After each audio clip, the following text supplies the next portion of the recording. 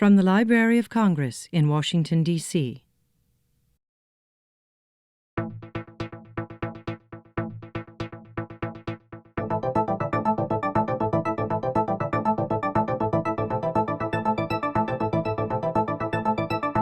Our personal photos, papers, music, and videos are important to us.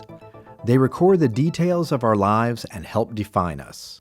But increasingly, our possessions and our communications are digital. So we can go back and look at these pictures that we've taken without actually having to print them out. I can email them to friends or relatives, or we can put them on CD and then bring them somewhere and show them. Yeah, my sister lives in the US, in DC, so we email each other like every day. We used to take pictures with a telephone, the cell phone, and email each other. Yeah, I mean, you could probably track my life pretty well if you look through all the emails I've ever sent. I've probably got 2,500 on there that I haven't deleted, just in case. It'd probably be neat if I could look at it 30 years from now, what I'd done.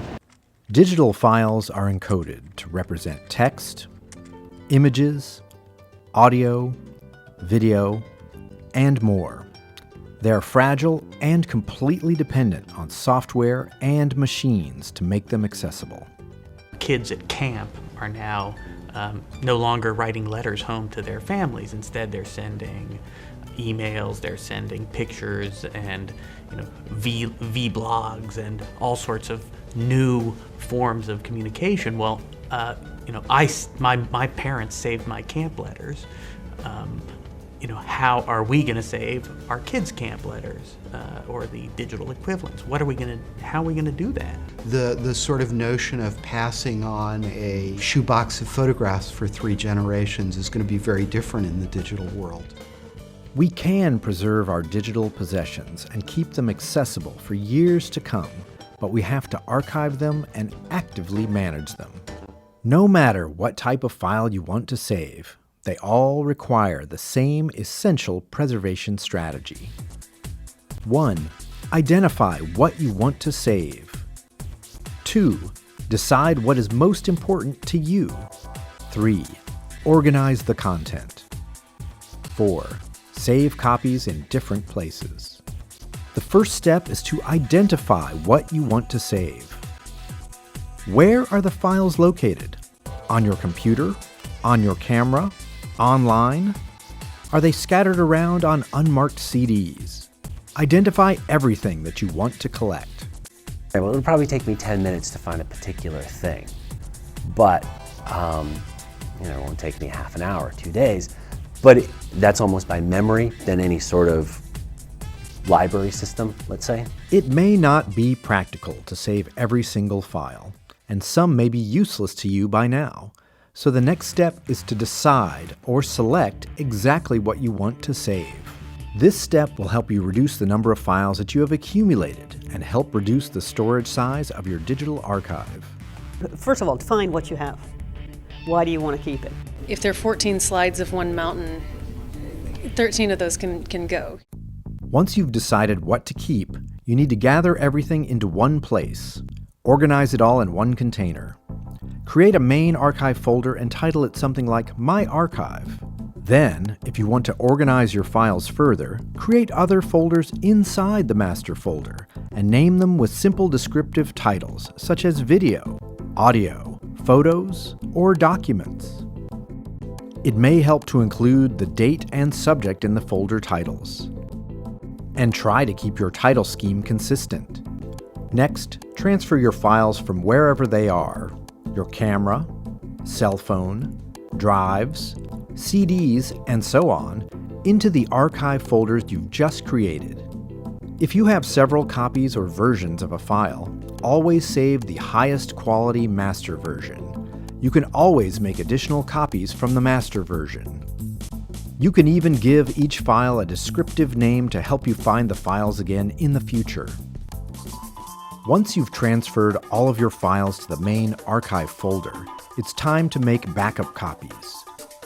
You can copy the main archive folder to a CD or flash drive, but those media may be obsolete and useless in a few years. an external hard drive is still your best and most convenient choice. An external hard drive can hold a lot of content, maybe all of the digital files that you have, so it makes a good central repository. And it's portable. Make a copy of the hard drive and store that copy in a different geographic location. This is simply good insurance. If something happens to the content in one place, it's safe in another. Drives can decay or become outdated in time, so at least once every 5 years, transfer the content from the old drive to a newer storage technology. This helps ensure ongoing access to your archives. And always make a backup copy of your archives in case the unexpected happens. I had a computer crash when I was in college, and it was right before a big term paper was due. Well, when I had a computer that just, the hard drive went and it was all gone. You know, there's been times where you push the wrong button and things just disappear. In addition, you can also back up your personal digital collections with online services. But don't use an online service as your only backup. Diversify. Keep a copy on a drive at another location. I do the 3-2-1 thing. I make 3 copies. I keep 2, one on an external hard drive, one on a DVD, and then one off-site. Print is still a good backup option.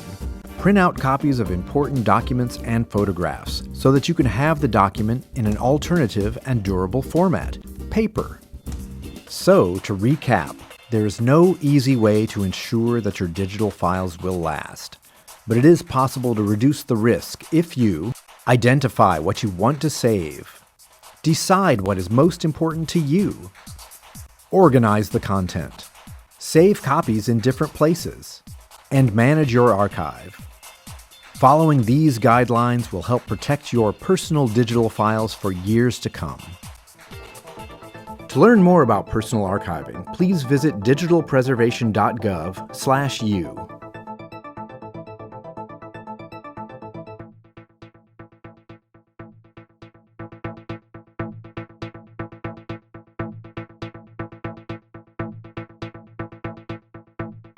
This has been a presentation of the Library of Congress. Visit us at loc.gov.